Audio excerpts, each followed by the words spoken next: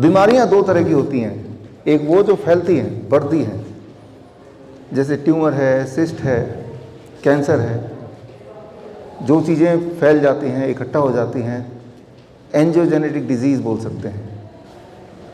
आपके बॉडी में इस डाल की तरह ब्रांचेस हैं, उसके भी ब्रांचेस हैं, जिसे ब्लड वेसल बोल सकते हैं सिंपल भाषा में, और उसके भी और छोटे, जैसे इस ब्रांचेस के और आगे निकल सकते हैं और भी आगे निकल सकते हैं। तो उसी तरह से बॉडी में है, जितने ब्रांचेस होने चाहिए उससे अगर ज़्यादा ब्रांचेस कहीं हो, यानी कि उस भाग में ज़्यादा खाना मिल रहा है, ज़्यादा नरिशमेंट मिल रहा है जितनी की उसकी आवश्यकता नहीं है, ऐसे में वो वाला भाग बाकी सारे बॉडी से ज़्यादा तेज़ी से ग्रो करेगा, और बहुत ज़्यादा तेज़ी से ग्रो करेगा तो उसे आप बोल देंगे ट्यूमर, उसे बोलेंगे सिस्ट, उसे कोई ना कोई एक नाम देंगे, आउटग्रोथ, कोई ना कोई नाम देंगे। फिर आगे अगर वो वैसा ही कुछ बॉडी के किसी और भाग में दिखेगा तो फिर उसको हम फिर कैंसर की तरफ बोलने की कोशिश करेंगे। एक तो ये तरीका है। दूसरा, बॉडी के कहीं कहीं जितने ब्रांचेस होने चाहिए उससे थोड़े कम हैं, यानी कि वहाँ ठीक से खाना पहुँच नहीं रहा, तो यानी कि वहाँ जितने भी सेल्स हैं वो मरने लगेंगे, ठीक से परफॉर्म नहीं करेंगे। तो वो जो वाला सेल होगा, किडनी वाला सेल होगा, वो मरेगा तो हम बोलेंगे किडनी फेलियर। वो हार्ट होगा तो बोलेंगे हार्ट फेलियर, फेलियर शब्द आगे लगा देंगे, राइट। तो आप देखेंगे बीमारी जब होती है तो दो ही तरीके हैं ब्रॉडली, ज़्यादा खाना मिलना या कम खाना मिलना। इन दोनों को बैलेंस कर लेंगे, जिस तरह से आप गाड़ी को बैलेंस करते हैं, एक्सीलरेटर होता है और ब्रेक होता है, दो ही चीज़ होती है। तो एज ए ड्राइवर आपको बैलेंस करना पड़ता है between accelerator and brake, right, तभी गाड़ी आगे बढ़ती है ज़िंदगी की। अगर इनमें से कोई बैलेंस बिगड़ गया then what we call as accident. इस तरह से अगर हम समझेंगे तो मुझे लगता है ये कॉम्प्लेक्स चीज़ बड़ा आसानी से ठीक हो सकती है। अब ये 3rd फ्लोर में है जैसा आप देख रहे हैं, और आप सब मोस्टली चल के ही आए हैं। बस इतना ही अगर आप कर पा रहे हैं तो जो भी आपकी दिक्कतें हैं, मुझे पता है अंदर से, क्योंकि हम तो देखते हैं इस तरह के पेशेंट्स को और कई कई साल से देख रहे हैं कि वो पूरी तरह से बॉडी ठीक कर ही लेती है, चाहे वो किडनी फेलियर हो, चाहे वो हार्ट डिजीज़ हो। बॉडी की जो रिकवरी की क्षमता है वो बड़ी फास्ट है, बहुत ही मिरेकुलस है। लेकिन उसको समझने के लिए आपको इसको समझना पड़ेगा। तो आज समझाने पे टाइम बिताते हैं। एक तरह से समझ आप सबकी है, वो समझ जो अब तक की बनी हुई है, जिसके बेसिस पे ये रिपोर्ट बना है। एक समझ आज जो हमें करना है उसके बेसिस पे हम बनाएंगे। अगर आप बोलते हैं कि कैंसर है या ट्यूमर है या ट्यूमरस ग्रोथ है, तो 4 बातें आपको समझनी होगी, तो सारा खेल समझ आ जाएगा। बना कैसे, रहेगा कैसे और जाएगा कैसे, और वो सारा कंट्रोल आपके हाथ में आएगा। तो इसको समझते हैं। इसको समझने के लिए जो नियम आपको, पहला नियम आपको समझना पड़ेगा, that is rule number 1। Rule number 1 ये है, 4 ही नियम है। पहला नियम ये है कि हम में से हर एक के बॉडी में एक खास तरह का कैंसर सेल होता ही होता है। उसे हम बोल सकते हैं indolent cancer cell. Indolent cancer cell मतलब ऐसे कैंसर सेल जो बॉडी में तो हैं, लेकिन उसकी वजह से ना तो हम मरेंगे, ना बीमार पड़ेंगे, ना वो आपको परेशान करेगा, इस कछुए की तरह। मैं बोलता हूँ तो टॉर्टोइस काइंड। मानो एक कछुआ इस कमरे के कोने में, एक कमरा आपका बॉडी है या बॉडी का कोई अंग है, और कछुआ यहाँ पे पड़ा हुआ है, तो यहाँ पड़ा रहेगा, वो हमें लेक्चर में डिस्टर्ब नहीं करने आएगा, सोता रहेगा।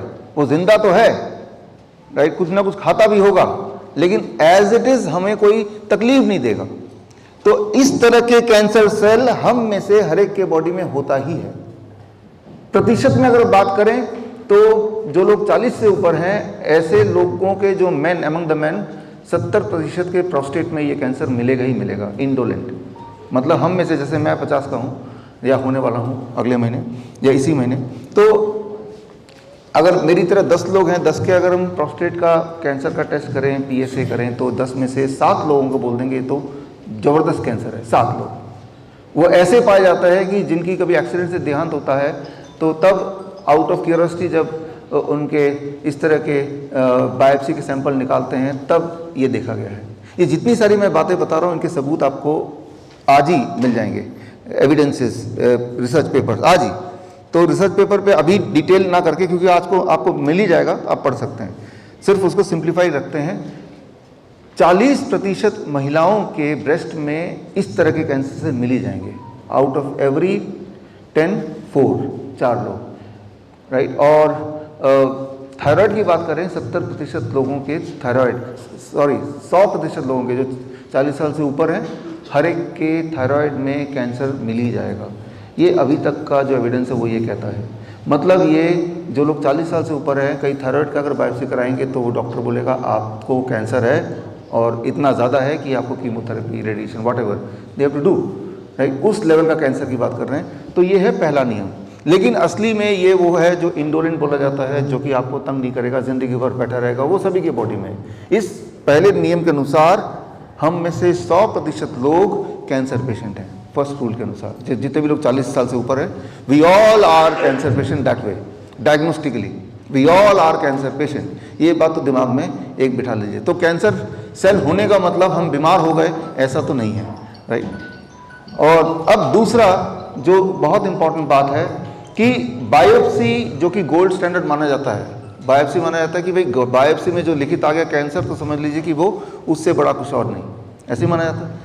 Biopsy is known as a gold standard of cancer diagnostics. तो बायोप्सी पे कितना रिलाई करें? मैंने अक्सर देखा है पेशेंट्स को, आप में से कुछ लोगों ने महसूस किया होगा, जैसे ही लिखित पढ़ता है पेशेंट पहली बार कि वो कहीं कैंसर शब्द आ गया तो बायोप्सी की रिपोर्ट में, तो वहीं वो आधा खत्म हो जाता है उसी वक्त, राइट। तो इसको समझना पड़ेगा कि ये कितना रिलायबल है, जो वहाँ लिखा है उसको कितना माने या कितना नहीं माने, इसको आपको रैशनली सोचना पड़ेगा। दो तरह से आप किसी चीज़ को विश्वास कर सकते हैं। एक तो ये तरीका है कि कितने लोग कितनी बार कितने जोर से बोल रहे हैं, चाहे वो सबूत नहीं भी दे रहे हैं, और दूसरा सबूत क्या कहता है। तो आज हम सबूत की बात करते हैं, ना कि ये कि कौन क्या बोल रहा है। मैं एक ही उदाहरण दूंगा। बायोप्सी क्या होता है ये समझना आपके लिए ज़रूरी है, क्योंकि वही आपका आधार है।